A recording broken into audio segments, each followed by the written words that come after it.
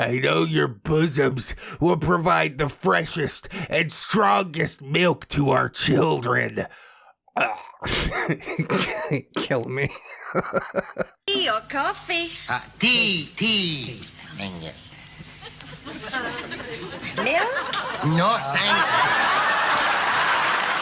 Hello, friend. Welcome back to ReddX, your source for the freshest daily cringe content anywhere on the internet. Promise. Swearsies, it's just a fact, and it's totally science. Go ahead and look it up. Today we're wrapping up that Flintlockbeard saga. If you missed the previous parts, those are in the description. We'll waste no more time. We will get right into this thing. Flintlockbeard, Part 4, the final Flintlockening, I think, and OP has since confirmed. It's posted on my account since he was having some trouble, and I'm happy to help out where I can. Hello, everyone out there in ReddX land. I finally found some time to write. I've been at home all week taking care of the missus while she recovers from hip surgery. She's sleeping at the moment, so I have some time to write. Let's get into this thing. To recap, the story you are reading took place back in the summer of 2008 and is set in a muzzleloader rifle and pistol club that I was part of for one and only one summer. It turned out to be one of the worst summers of my life, and the beard in question almost destroyed my love of muzzleloaders, something that I'm still very passionate about even to this day. I'm trying to remember as much as I can, but it's still only about 88% of the story. The rest has been lost to the sands of time, and some heavy drinking, and a little bit of drugs the following year. Yeah, I guess that's fine. We all make choices. If I didn't remember it, it's probably not that important anyways. So let's recap the cast list. There's me, that's OP, Cheryl, Club President, Range Safety Officer, and Naomi. Our descriptions are all in the first 3 parts, so go read those, because I ain't doing your homework for you. I'm glad you didn't paste it back in there. I wasn't going to read it the 4th time anyways. There's also Hank. Yes, Hank does make his glorious return. He was gone for a few weeks for work, but now he's back. He becomes even more of an ally in this part. His description is way back in part 1. There's also Victim. He's a new character that was mentioned at the end of last part, but he has a much larger part this time around. He was half Filipino, half Japanese, but spoke with only a slight Asian accent. He was in his early 50s, about 5'11", and for his age, he took pretty good care of himself. He's a Vietnam vet, US Army, as his family moved to America when he was 17, and figured enlisting in the military of his new country would make the transition a whole lot easier. He's very proud of his heritage and his military service. He was a great guy. Favored percussion lock rifles. Flintlockbeard had something dumb to say about that. And due to Flintlockbeard being a racist piece of crap, and the fact that Beardspawn almost killed him, he had it out for Flintlockbeard and all of the club officers in general.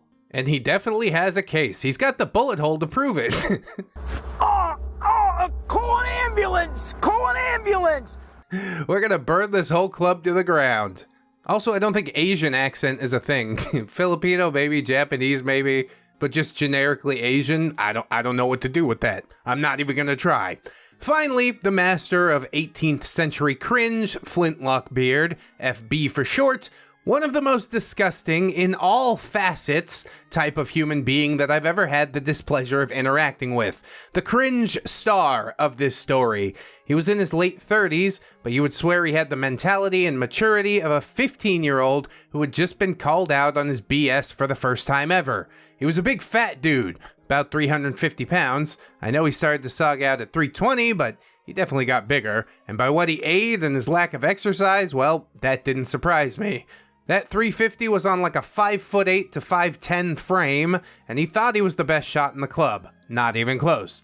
He fancied himself a superior intellect on all things 18th century, the ways of a gentleman, and he could outshoot anyone he's matched up against. He also smelled like a combination of black powder smoke, think rotten eggs, also stale Doritos and Cheetos, a little bit of ass crack, a dash of BO, and also some rancid beef. Still thought we lived in the 18th century. He loved junk food, Mountain Dew, and now a new addition, black tea, that he would load up with about 12 of those pink sugar substitute packets. He bragged about the fact that he wore historically authentic mountain man attire, but it looked terrible. He didn't wear a fedora, however. No, he topped his sweaty, smelly head with a coonskin cap that looked more like the victim of roadkill. He gets even more dangerous and insufferable in this part. I don't think black tea's that good for you. I don't think the pink sugar substitutes are that good for you. Slightly better than Mountain Dew and Cheetos, though, I guess. Okay, so remember the attempted rape that was mentioned in the beginning? Well, it makes its appearance in this part. If this is something that you're not able to stomach, consider this your "I'd turn back if I were you" warning. So, with all that said, buckle up them seatbelts and let's get into it. So, this part of the saga takes place a few weeks after the events of part 3. Hank had just come back from his extended work trip, and we were glad to have him back in the mix, especially Cheryl and myself. Hank, "Hey, you guys, how's it going? Sorry I was away for so long. My work trip lasted longer than we initially thought it would. What'd I miss?" Cheryl, "Oh, God, Hank. I'm really glad that you're back. Things here have just been, well, a total shit show. First and foremost, victim was shot in the shoulder by Flintlockbeard's butterball spawn." Hank, "Oh my God, what happened?" OP, Yeah, kid had a hang fire on his flintlock pistol, didn't follow gun safety rules, and turned around and the gun went off and hit victim in the shoulder. We got him stabilized, and then the paramedics came and took victim to the hospital. Cheryl, "It was pretty gruesome. We haven't seen victim since it happened. I just hope he's okay. Nobody's like sending him a card, just ship some flowers to the hospital or something? We could do a little more than just hope, you know." Hank says, "Wow, that's pretty heavy. Why wasn't Flintlockbeard a range safety officer there watching him? Isn't that club policy or something?" OP, They were both on the long-range shooting part of the outdoor range. Oh yeah, by the way, that part is opened up now and we've been doing stuff out there on that range. Cheryl, "It was just myself, the victim, OP, and Beard Spawn on the pistols range. OP and I had just finished, and we were watching when it all went downhill. OP came in really clutch. He had a first aid kit in his car." Hank, "That's pretty cool, OP, and that's a smart play keeping one in your car." OP, Yeah, man, it was pretty scary. RSO really came through. He was a medic in the Marines, so he knew vastly more than I do. I just managed to keep pressure on his wound. RSO was the one who stopped the bleeding. The ball barely missed his artery. He was really lucky in that sense. Yes, unlucky to get shot, but lucky to not be dead over it. We all kept talking about the past few weeks. Cheryl told Hank about what happened between her and Flintlockbeard, and I filled him in on what was coming up. Our rendezvous shoot. This was a chance for all the black powder muzzleloader clubs in our state to get together and network, discuss and shoot and compete and even trade gear. It was a week-long thing, and I was really looking forward to it, as this would also be the first camping trip by ourselves that Naomi and I would get to go on. Oh no, out there in the middle of the woods? This is not gonna go well. Hank, "I'm real sorry that happened to you, Cheryl. I wish I'd been there. Are you okay?" Cheryl, "Yeah, I'm okay. I can't stand being around Flintlockbeard, but I really like this club regardless. OP and I agreed to stick closer together since that happened. He's basically been my shadow for the last 3 weeks."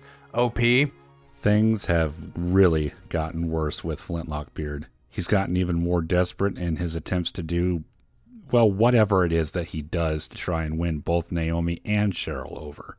As if on cue, who else should come up behind us but Flintlockbeard? And he smelled even worse than ever. I swear, I don't think this guy bathed but once a month, and even then, there wasn't enough lava soap and SOS pads to scrub off whatever the hell it is that he had on him. "Yeah, this caked on pretty good, huh?" "You gotta put some elbow grease in it." Flintlockbeard, in a sad attempt at a gentlemanly bow, Good day, my fellow shooting enthusiasts. How are you all doing this fine summer's day? "Ew, cringe, go away." We all just ignored him. Flintlockbeard said, Hey, I'm talking to you. Have you no respect for your elders? You fucking young bucks think you're hot shit. I bet you don't even have the guts to face me at the rendezvous that's coming up next week. I will win and regain my honor for the little mishap between victim and my son." "Dude, nobody's keeping track of your honor but you. That went out the window a long time ago." Before any of us could say anything, and seemingly out of nowhere, victim walked up. I swear, this dude was part ninja because he did this all the time. Sometimes it was weird, sometimes it was funny because he would use it to scare Flintlockbeard. I guess you could say that these two had some history, as Victim had been a member for 2 years, and I was surprised that Flintlockbeard didn't try to have him kicked out of the club, even though I'm sure that he did try. Oh, okay, what? So he just didn't succeed. Victim, hey OP, Cheryl, Hank. I bet y'all didn't expect to see me again so soon. Cheryl, oh my god, no, we didn't. I'm so happy to see you. Cheryl started to tear up and went over to hug Victim. Yeah, she was a little smartass with a quick wit at times, but deep down, she had a very soft spot. Alright. There's an easy joke there, but we're not gonna do it. Low-hanging fruit. Victim, hey OP, I just wanted to say, thanks for helping out. That was some quick thinking. OP? I'm sure you would have done the same for me, man. Hey, how are you feeling anyway? I can only imagine what that must have been like for you. Hank, yeah, man, I missed it, but OP and Cheryl filled me in on what happened. I'm glad you didn't die. Victim, well, Charlie's and Nom couldn't kill me. A little pissant boasting kid with a flintlock pistol sure as shit ain't gonna get me either. Well, he is a tough sort of fellow, isn't he? Flintlockbeard is now enraged and blubbering. Hey, you watch your tongue and mind your words, sir. No one disrespects my son like that. If you have something to say, you say it to me and apologize, or I will demand satisfaction. I'm pretty sure he just said it in front of you. You want me to say it slower? Your child is a pissant. He is a failure because you are a failure. Nobody here respects you. You should quit and go home right now. I'm serious, do it. Oh my god, this beard really can't get it through his fat head that we lived in 2008, not 1708. Victim, you're lucky I didn't die. Because of your poor teaching and not paying attention to your fucking kid, I might lose my arm if everything doesn't heal properly. Flintlockbeard, then why are you even here? You're not here to compete, obviously. So what are you doing here? Victim, I came by to tell you that I will be pressing charges on you and the club for negligence and allowing a child to handle a firearm unsupervised, which led to a life-altering injury, breaking your club's safety policy, and, in general, pain and suffering. Well, you reap what you sow. It's time to take him to task. Sure, accidents do happen, but somebody's gotta pay. Flintlockbeard, you don't have a case. What happened was an accident, and you can't prove that we weren't there watching over my son. And you also can't prove that it was my teaching that led to what happened. Bro, we got witnesses. And what'd I just say about accidents? OP says, Actually, FB, he has a pretty decent case. With all things considered, this isn't going to end well for you. I'm also pretty sure the rest of us who were there are willing to testify against you. Flintlockbeard, Yeah, what do you know? Are you a lawyer or something? No, I didn't think so. So why don't you shut up and mind your own business? And if you try to testify, I will make you all regret it. oh good, now we're threatening witnesses. This is gonna play great in court. What would prompt you to do something so stupid, sir? Cheryl.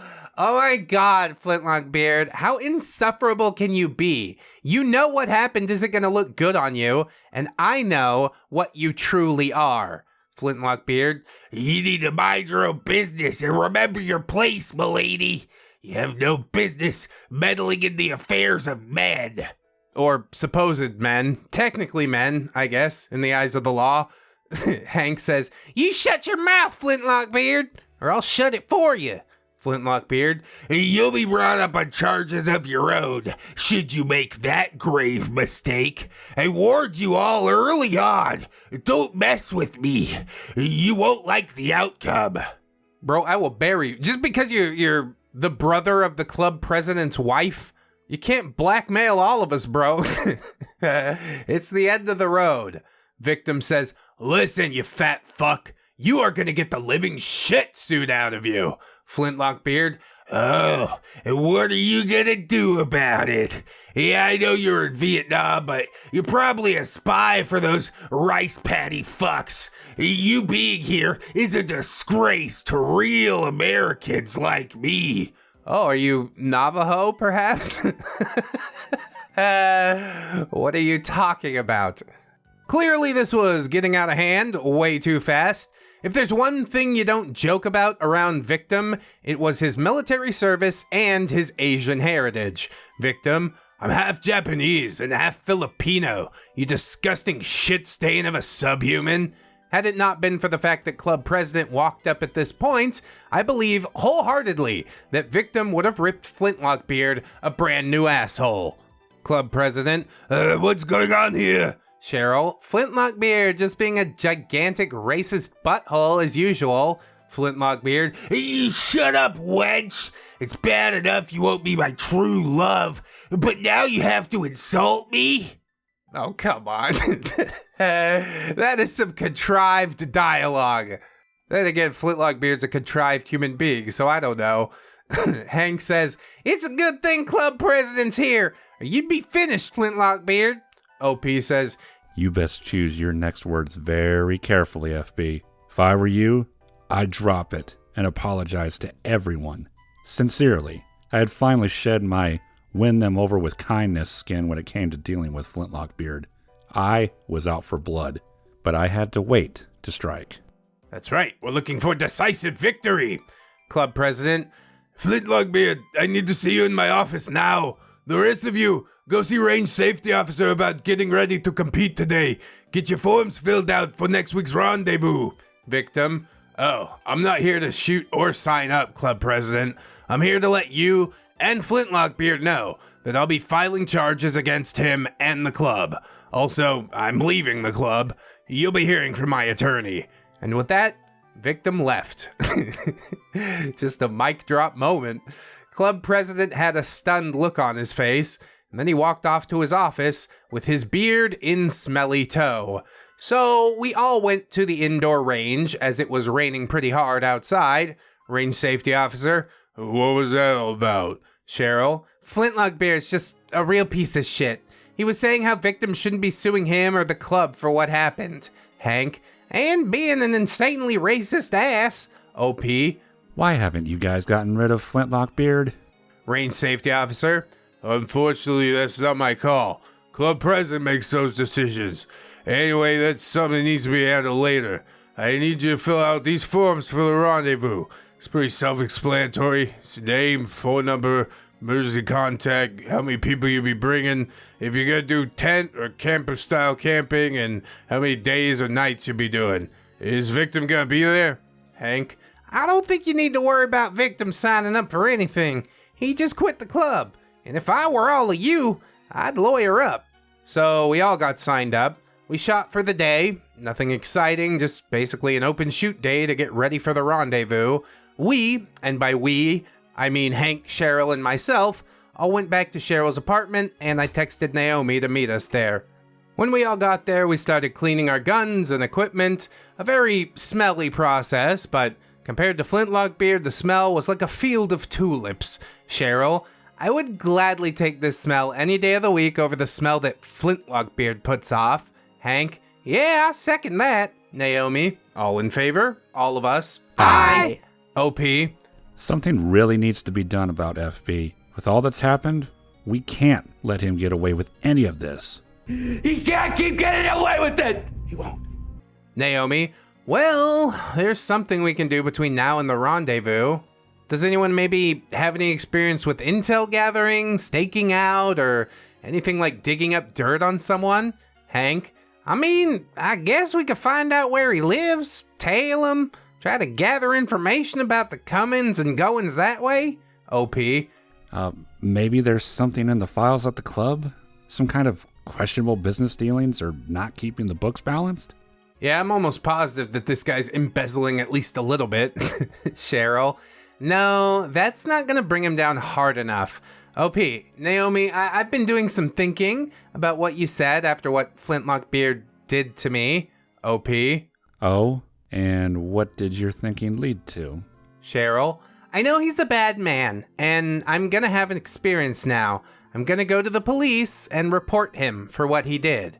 It's good to get the paper trail started. I mean, not a lot of evidence to go on. It's not gonna get him locked up or anything, but it will be put on file. So it's a start. Naomi says, that's really brave of you, Cheryl. He creeps me the hell out. He needs to be brought down a few pegs and back into this century. Hank, you want me to go with you, Cheryl? Like, when you go to report him? Cheryl, I want all of you to come with me. I'd feel much better about it that way. Naomi, hey, so I didn't want to bring this up, but since we're committed now to taking Flintlockbeard down, there's something I need to share with you and OP.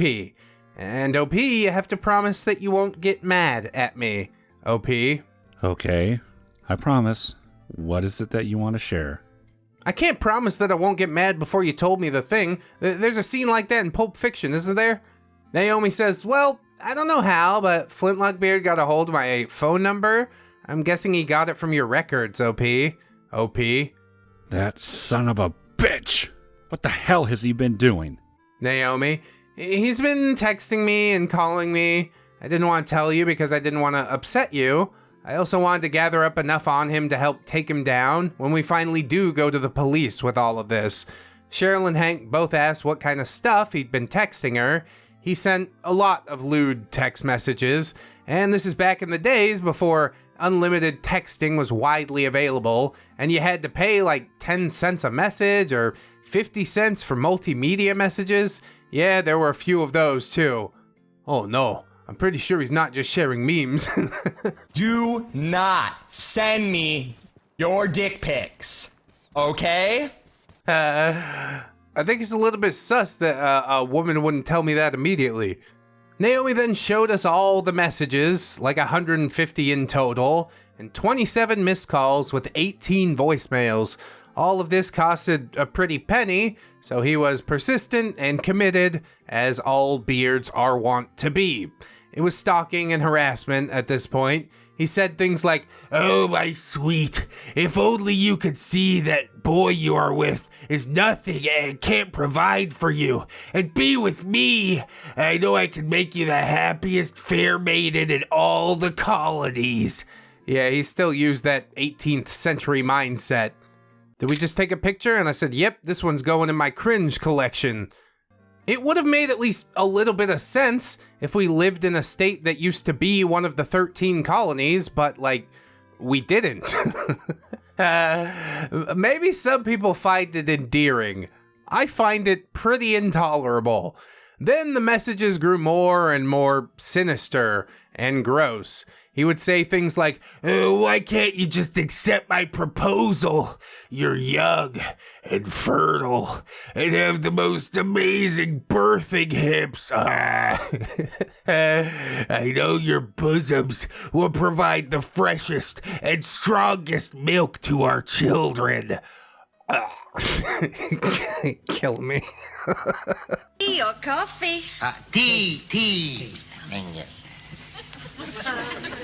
Milk? No, thank Just let's not talk about any of these things until much later on, okay? Probably never. We could go with never. One voicemail I remember very clearly because of how off-putting it was directed at me. You know, Naomi, there's nothing really separating us. OP is a meek child who can be easily erased from the equation, and then you and I can begin our glorious marriage. This dude really is completely delusional, isn't he? I don't think OP's lady has showed him even the slightest interest, and he's already jumping straight to marriage. She then showed us his nudes. Oh, God. That image will be forever etched into my brain, and no amount of therapy will be able to erase it. You know those mushrooms that appear after rainstorms? The brown and red ones with the white buds on them? That's what his junk looked like, in both color and size, with the caption, all this could be yours. Okay, cool. Where's the rest of it? What is this? Cheryl, I think I'm gonna barf. Hank, that's really fucked up. Naomi, I'm so sorry, OP. I should have told you sooner. OP? Cheryl? OP, are you okay? Hank, yo, Earth to OP. You okay there, bud? I saw red. I know that's a cliche, but it does happen. I wasn't mad at Naomi. I was livid at Flintlockbeard. This fat tub of disgusting dog shit troglodyte was going down. I didn't care how it had to be done. We were all in it now, and there was no turning back. We were gonna bring down Flintlockbeard once and for all. We all agreed that we would wait until after the rendezvous. We wanted to have some fun and see if we could get even more on Flintlockbeard than what we already had. Yeah, I don't think that's necessary. I don't think the club even needs to exist in order for you to show up to the rendezvous, does it? Burn it all to the ground and then you can have even more fun. It's like a week-long celebration of your victory. But whatever, you do it your way. The next day came and I got an email. It wasn't from a name that I recognized, but it had the subject line, "Flintlockbeard is going down." I opened it and it was from Victim. He basically said that he was not only bringing charges against Flintlockbeard and the club, but he also offered his help in any way he could since he knew that we wanted to bring Flintlockbeard down just as much as he did. Victim in the email, "I just wanted to let you know, Cheryl and Hank know that Flintlockbeard is going down one way or the other. I would have kept it to just suing the club, but now, after what Flintlockbeard said, I just want that fat bastard gone. Let me know if you're interested." I replied, I definitely want to bring him down.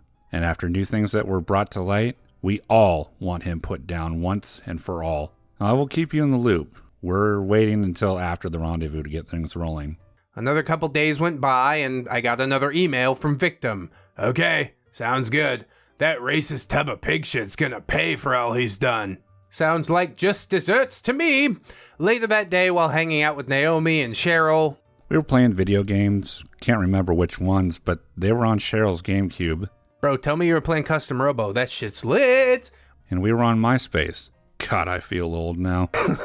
I was on my laptop, my very first one, which was a present to me from my grandparents to get me ready for college, and I got an email. This was from another email I didn't recognize, and it looked official. It was from a lawyer's office. OP. Hey, you guys?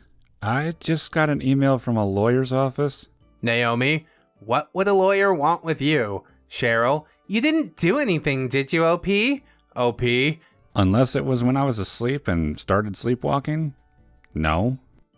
Hey, that's a good excuse, OP. It tucks your alibi right into the excuse. When I read it, I just started rolling my eyes. It was a cease and desist letter from who else but Flintlockbeard's attorney, saying that I was harassing and being threatening and menacing to him. Cheryl.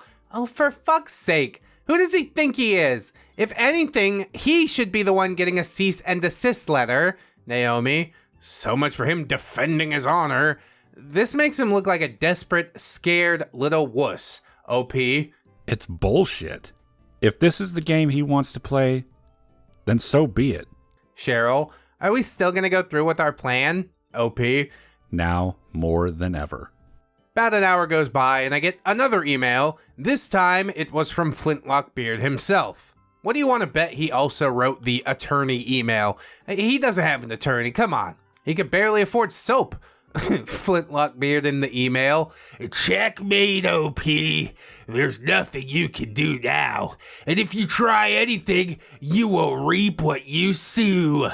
I told you don't mess with me. I'm more connected than you think. My family honor will be avenged for the slights that were viciously levied against it by you, Cheryl, Hank, and Victim.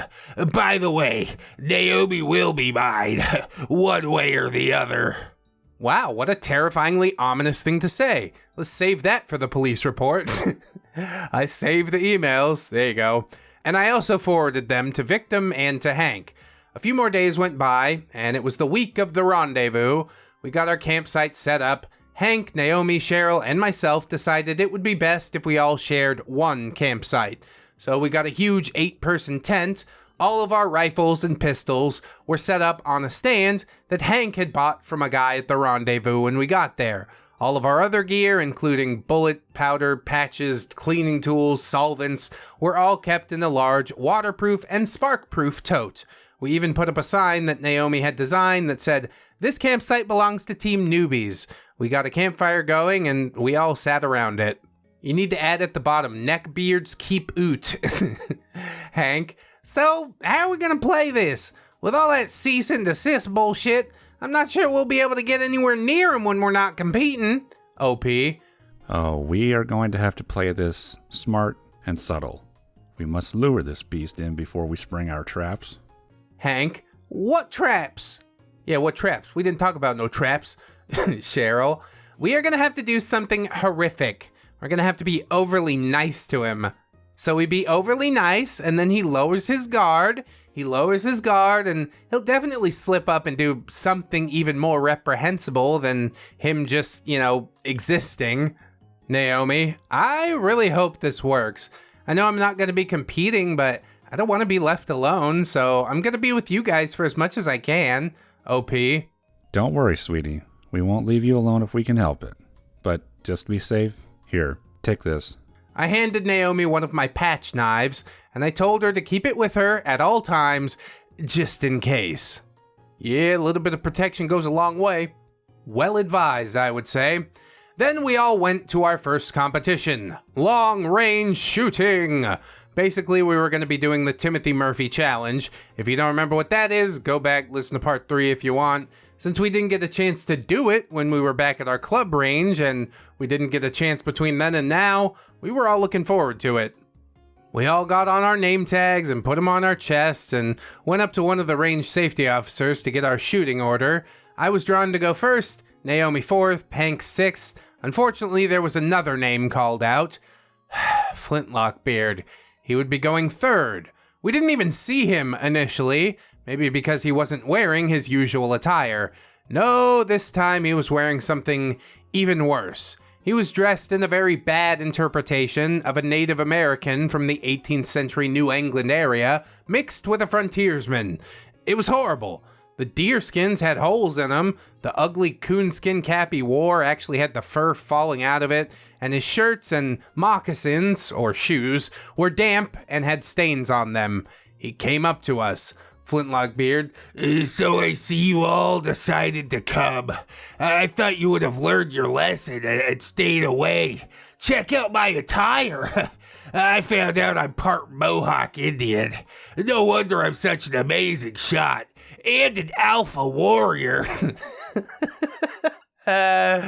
Cool story, bro. Nobody asked. Can you fuck off from here? I'd really appreciate it. OP just says, Hello, FB. How are you? There are a lot of people here. Looks like this is going to be a very fun event. Cheryl, forcing words, yeah, Flintlockbeard. I can't wait to compete and see what everyone can do here. I'm looking forward to shopping for some stuff. Flintlockbeard, Typical woman. Always focusing on shopping. You might want to save your money. If Obama gets into office, you won't have any money left. How does that work? They just kick down your door, drain your savings account? What the hell are you talking about? I'd rather always be focusing on shopping than always focusing on a heritage that doesn't exist. He just clings on to anything to make him feel different and special. But you're not special, Flintlockbeard. You're about as boring as it gets. And unfortunately, everybody's agreed to be nice to him, so he's not gonna get the truth bomb that he so desperately deserves. But I'll hand it to him. Hank says, oh, come on, Flintlockbeard. That's not a very nice thing to say. How about we focus on competing and let the best competitors win? And yeah, nice get up, Flintlockbeard. Yeah, I suppose we could do that. We all know who will win. Me, of course. This isn't a get-up. I'm honoring my warrior ancestors. Yeah, okay. Again, nobody asked. His breath was almost unbearable. He smelled like his usual self. Black powder smoke, Doritos and Cheetos, rancid beef, and BO. And his breath was kind of just like an extension of that. Flintlockbeard then focused his attention on Naomi. Flintlockbeard, oh my, the heavens have surely blessed us all with your beauty this fine day. He bows, but struggles to get back up. I bid you good day, milady. Come to watch me give a good thrashing on all these pretenders, did you? Naomi, I came here to watch all of you compete. I will root for all of you. Flintlockbeard became puzzled. He got a response that wasn't outright rejection. His eyes lit up. At least, I think they lit up. Maybe it was the glaze of a donut left over from earlier. Flintlockbeard, I must say, this is a welcome change. You finally recognize my greatness and superiority. Maybe you might be able to actually learn something from me.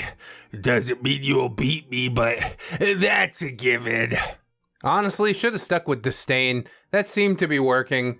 The lawsuit will take him down low enough. I don't feel the need to hang around him to try and do any more damage, because the only damage is going to get done is to my own mental health. OP just says, Well, it's time for us all to get ready. Looks like I'm up first. Good luck, FB. Flintlockbeard, I don't need luck. I'm all skill. As for the cease and desist letter, make sure you abide by it, or else my native warrior spirit will also propel me to victory.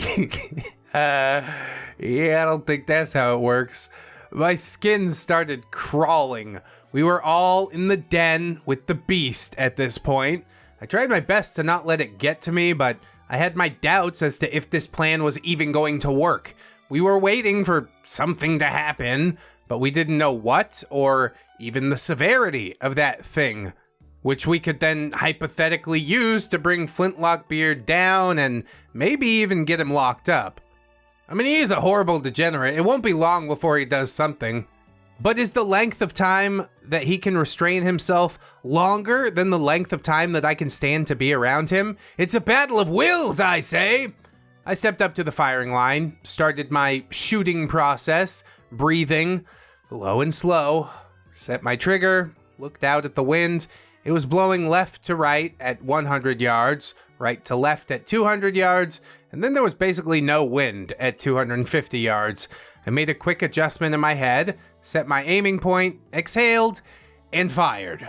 I actually hit the target, and it registered with a distinct ping. Oh, we got the machine that goes ping? Wait, wrong thing. I think that's a joke. I don't get it. Back to reality. I couldn't believe it. I don't think I could have done that again if I wanted to. That was it for me. I got a score of 10. First shot hit was 10 points. If you had to take a second shot to hit it, that would be 5 points. If you had to take a third shot, 2 points. If you missed all 3 shots, there was no score, and you were automatically eliminated from that competition until the following day. Flintlockbeard.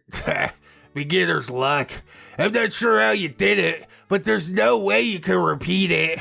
Watch me hit it in one shot too, but mine will be because of my shooting prowess, not dumb luck. Bro, have you not learned the lesson to talk all this smack after you do it? You talk such a big game and then you just shove your stupid foot in your mouth. Hank says, "Hey man, he did a good job. That's a real hard shot to make. If you think you can make it too, then show us how it's done when your turn's up." Cheryl, "Yeah, Flintlockbeard, you've been in this shooting sport for a while. Teach us something on how a pro does it." Flintlockbeard was getting confused by this, but his ego was being stroked, so he didn't suspect that anything was amiss. Flintlockbeard, "I'll do more than that. I'm dedicating my shot to you," gestures to Naomi, "milady, and you will see why I'm the superior gentleman and marksman." Naomi forcing herself to play along. "I'm looking forward to seeing a pro in action." Bro, this is like some classic cuckoldry moment. Who would stand here and tolerate this? What the hell are you doing, OP? Jack him in the chin with the butt of your gun right now. We could tell that his guard was being let down because he was being more of a jerk-off than he usually was. Flintlockbeard, "Oh, I planned to, my fair maiden. You just watch. When you see how much better I am than OP, you will leave him for me, the true man." Yeah, I guess technically, biologically. Predictably, Not only did Flintlockbeard fail to hit on his first shot, he also missed his second shot. He was screaming and cussing up a storm, and he had to be basically threatened by the event staff to either calm down or he would be banned from all competition for the rest of the day. He started snotting and crying because he probably thought, "Milady isn't being swooned by this. What's going on?" Then he finally hit the target on his third shot. Flintlockbeard, "This competition is so juvenile. The wind always kicked up right as I was about to shoot. This is an outrage. Naomi, please don't look any less upon me. I know I can win your heart. Just give me some time. I'll show you." Oh, I don't think it's possible for me to look on you any less. Naomi, who is done with the plan at this point, instead says, "There's really nothing to prove to me. All you've proven to me is that you talk a big game, but you can't come through when it actually matters." "Oh snap, now it's getting really real." Hank says, "Hey, come on now. He's just having a bad day." OP, No, he's not having a bad day. He's having a bad life. Yeah, I'm having a bad life right now, too. Why don't you go back to your tent, Flintlockbeard? Have a long look at your life and come back when you can compete with the rest of us and have fun. Cheryl, they're right, Flintlockbeard. You need to calm down and take a chill pill for once. Instead of bragging, why don't you actually behave yourself and compete without being such a jerk? We would all enjoy shooting with you if you weren't so insufferable. Flintlockbeard, still sobbing, "Screw all of you. I don't have to do anything. I'm fine the way I am. You all just stay away from me or you'll be sorry." God, he really is just like a sulking teenager. And with that, Flintlockbeard went pouting and stomping back to his tent. I wondered if there was a nearby Richter scale that went off with how hard he was stomping. It wasn't the result we were going for, but at least he was out of our hair for the rest of the day. Cheryl got a 5 in her time up, and Hank struggled but managed to hit the target on his third try. Hank, "Man, that was a hard shot. I don't know how I did it, but I got it." Cheryl, "We all did good. We all did better than Flintlockbeard, but I'm worried that our plan's gonna backfire. We kinda sabotaged it by being real with him." I'll be honest with you, Cheryl, it's a really stupid plan anyways. Let the court system do its work, okay? Naomi says, "We wanted his guard down and him to think that he was gonna school all of us." OP, Well, there's still an opportunity to be had here. He's angry now and his ego was damaged. He could end up doing anything. And that's when we have to be able to document it and use it and add that to all that we have on him. We went on to the other competition, a speed challenge, seeing how many aimed shots with a rifle we could get off in 5 minutes. For those of you who might not know, loading a muzzleloader is a long process compared to what we're able to do with modern firearms. Under ideal conditions, trained soldiers or even reenactors can get off 3 to 4 shots in a minute with a musket. With a rifle, it's a longer process since the ball has to fit snugly in the rifling of the barrel. Cheryl got off 4 shots, I got off 3, and Hank was really close to getting 3 off as well. Then we started to walk over to where the trap and skeet shooters were. Haha, yeah, skeet. We thought all things were clear of Beard, but then Club President came up to us and he did not look happy. Club President, "I have to speak to all 3 of you. Naomi, could you give us all a few minutes?" Oh, he's gonna beg for mercy, isn't he?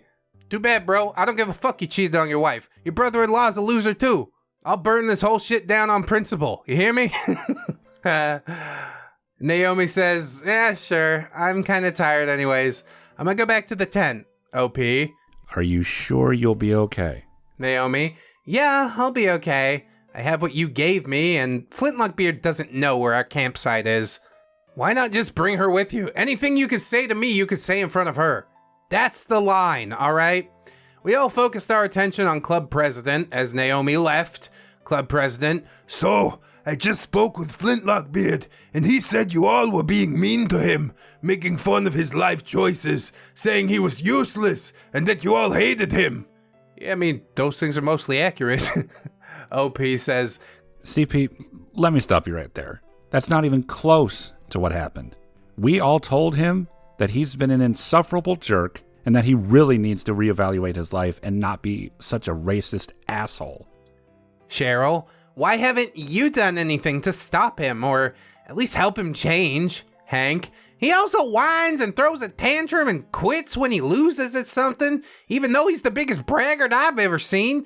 We told him that if he wasn't the way he is and had some fun, then we could all have fun with him too. Club president, I can't really do anything.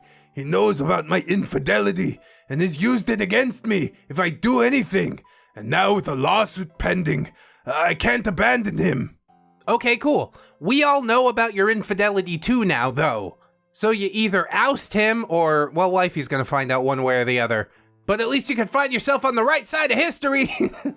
As if there was one. History is written by the victors. All three of us just looked at each other in stunned silence. Hank and Cheryl walked away. Club president, Hey, I'm not done yet. OP. No, trust me, dude. You are done. We are done with this conversation. It's obvious you won't and can't do anything. Look, I'm sorry that he has dirt on you, but this is your mess that you refuse to clean up. I then walked away to join Hank and Cheryl. We watched the skeet shooters for a little bit and then made our way back to the campsite as we decided when we had had enough for one day. Warning, things are about to take a huge nosedive, so yeah, strap in, hold on tight. If you don't want to be triggered, now is the time to definitely turn back. So, we were making our way back to the campsite, which was on the far end of some of the vendors that were there, and then we heard screaming. Now, where we were, it wasn't uncommon for lynx to be around, as this rendezvous was basically out in the wilderness, so we thought it was a lynx fighting with something, as that's what it sounded like. But then we heard words. Human words. Stop! Stop it! Help! Help! We had a sinking feeling in our stomachs. I know because I had it, and Cheryl and Hank told me so after. We all recognized that voice. It was Naomi. We all ran to the campsite. Now we had our rifles on us, but Hank was really good at running and loading. He was at that rendezvous for several reasons, but because there was a competition for something like that, he was really excited for it. So as we ran, he loaded up his rifle. We all got to our campsite and opened up the tent door and saw who else but Flintlockbeard holding Naomi down. His pants were off. Shoot him in the back of the head. Do it now. We solved this situation real quick. Flintlockbeard. Stop fighting it, Temptress. You will be mine. Temptress. There's a few things that break the tension of this scene for me. One is like a tangent about Hank being really good at running and reloading. The other, Temptress. Cheryl says, get off of her! Cheryl got down and tried to get Flintlockbeard off of Naomi before I could, but he threw her off. I then nailed him in the back of the head with the butt of my rifle. There you go. That knocked him into a daze, long enough for Naomi to get out from underneath him. Her jeans were ripped down, but luckily her thong was still pulled up. She jumped into my arms, sobbing and in hysterics. Well, evidence enough. Time for a citizen's arrest, isn't it? Naomi, that fat tub of shit tried to assault me, saying that I was rightfully his and I needed to submit. Hank had his rifle loaded and trained on Flintlockbeard's head.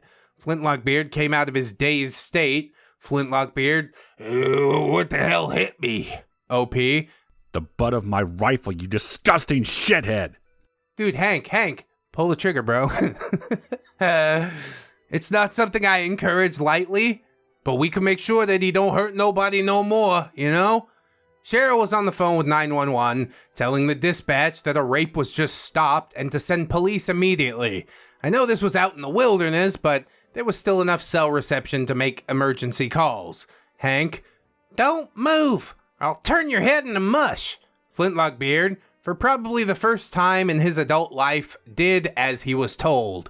Security then came over and tried to go after Hank for having a gun trained on Flintlockbeard, but Cheryl, who was still on the phone with 911, said that the police were on their way. Hank smartly put his rifle down, but quickly told the security officers, who had modern-day firearms and handcuffs, what had just happened. Flintlockbeard then had the nerve to try and say, I wasn't doing anything. That temptress lured me back to this tent, and we were interrupted in our passion. Cheryl and I had to physically restrain Naomi because she screamed and tried to lunge at him with the patch knife that I had given her. You lying sack of shit, Naomi said. I didn't lure you or anything else like that. You barged into the tent and started in on me. You tried to rape me. Club president and range safety officer then showed up, as did about 30 other people because of the commotion. Range safety officer, in his full, ready to tear someone apart voice, what the hell happened here? Flintlockbeard, what'd you do? Club president, calm down, range safety officer. We can't jump to any conclusions. Oh, he's becoming more beardy with his voice. All three of us screamed, practically in unison, Flintlockbeard tried to assault Naomi. Club president, my God, Flintlockbeard, is this true? Flintlockbeard, of course it isn't. This is a witch hunt to try and bring me down. They can't stand the fact that I'm better than they are, and that Naomi should be with me and not OP. Bro, what the fuck are you talking about? That's not how any of this works. Stop it. At this point, we were done, completely done with club president, with Flintlockbeard, and with this shooting club in general. We got our membership cards out, threw them at club president, and Hank said, you can go shove those up your asshole, man. OP. This isn't over. You will be hearing from our attorneys. The cops finally showed up. They arrested Flintlockbeard and, unfortunately, Hank, but the charges against him were dropped about an hour later when all of us gave our statements to the police. All told, Flintlockbeard ended up sentenced to 18 years in prison for attempted rape, lewd conduct, harassment, stalking, causing the maiming of an individual with a deadly weapon, negligent discharge of a firearm, even though it was his son that did it, and they even found that he was engaged in fraud, and he perjured himself during the trial. Yeah, he'd never been too bright. I'm surprised he stayed out of jail for as long as he did, honestly. I almost lost my love of muzzleloaders that summer, and I didn't touch any of them for almost a year. I realized that I couldn't let that douche win, and I picked him up again and got back into it, but on my own, or with friends, not as part of some muzzleloader club. Yeah, there's nothing cringier than a club, except for the ReddX fan club. Hey, hit that subscribe button if you haven't yet, thanks. Hank later moved out of state for his job, and we fell out of contact. This is the first time I've talked about him since all of this happened. Cheryl and I eventually grew to be real good friends. We even dated for a little bit after things fell apart between Naomi and I. We're still really good friends, and I told her I was writing this, and she was like, I haven't thought about that for a long time. Let me know when it's all written out. It'd be nice to look back on it. Had it not been for Flintlockbeard getting what he deserved, I wouldn't be able to say that. He didn't get what he deserved. He got 18 years in jail. It wasn't until the point that he died in jail that he got what he deserved. And OP has confirmed in the Discord that yes, Flintlockbeard did end up being assaulted and dying in jail. And nothing of value was lost. Naomi went downhill after this event. She fell in with a real bad crowd, started drinking heavily, partying, sleeping around, getting into the goth punk scene, and generally becoming someone who I didn't even recognize anymore. Oop, time for therapy, I think. I blamed myself for this because if she hadn't gone to that rendezvous with us, none of that might ever have happened. I don't even know where she is now or if she's even alive. Last I knew, she was in Texas, but that was 3 years ago and she didn't look too good. I hope wherever she is, she turned her life around. It's never too late. Wow, that feels really terrible, man. But I get it. You can't really tie yourself to a sinking ship. At a certain point, you gotta say, obviously you don't want help. I gotta get up and out. Victim did win his lawsuit, and the club was forced to pay for his medical bills that the VA didn't cover, and for his loss of work and recovery time. I found out that he passed away a few years ago from ALS, aka Lou Gehrig's disease. Rip to you, victim. Turns out that you were mortal after all. But still really goddamn tough for a mortal, you know? As for the shooting club, it got shut down. Good. Flintlockbeard is still in prison, last I heard. And then he died in there, last I heard. And club president and range safety officer have both passed away since. For myself, well, I too went downhill after this.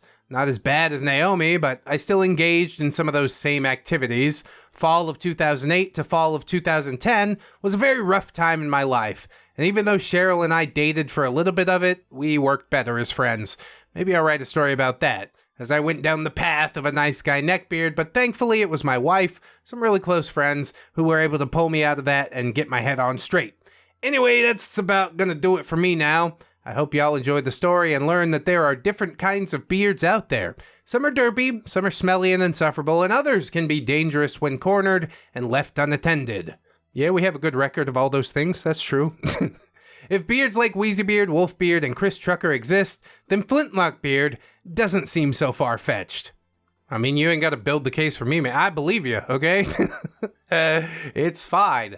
I think people that say, oh, this couldn't have possibly happened, are the ones that live like sort of sheltered lives, and that's great. I hope you never have to find out that people like this really do exist.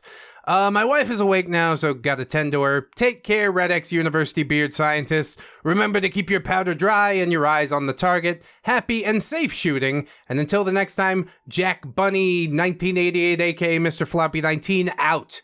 It's a wordy outro. P.S. If any of you are wondering about my username, it's a play on words. Because like Jack Benny, but then Bunny because he likes bunnies. Anyway, that's all. As Mindy from Animaniacs famously said, Okay, I love you. Bye-bye. I don't know if my heart is getting harder as I get on in age. I think it's that we haven't really developed the rapport with Naomi that would require me to break down in tears. What happened to her? Despicable, sad, an entire life ruined. But Flintlockbeard died too, so maybe it's just desserts, or maybe two wrongs don't make a right. I'm really not sure. If I could choose for it to never have happened, I would definitely choose that, but we can only move on from where we are. If you would like to hear another story about a beard who did get his just desserts, well, that is in a playlist right here for your perusal.